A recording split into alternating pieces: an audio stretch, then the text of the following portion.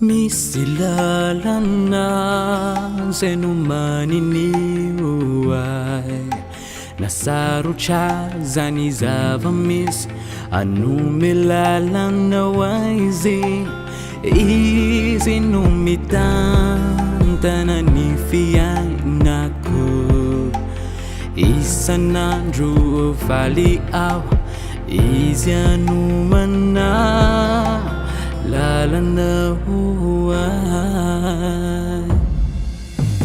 aitalu arano antani ayaw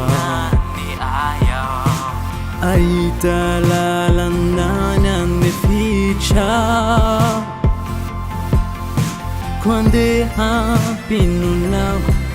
isinumana baraka fahamnula nanavavahua hanula nanavavahua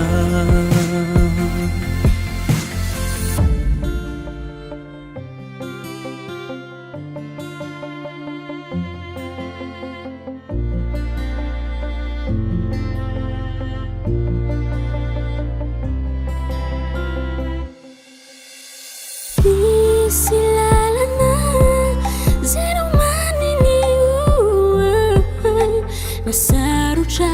zany zava-misy anumilalana waizy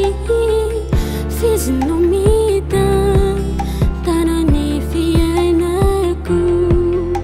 ka isan'andro faly aho izy anomana lalana wai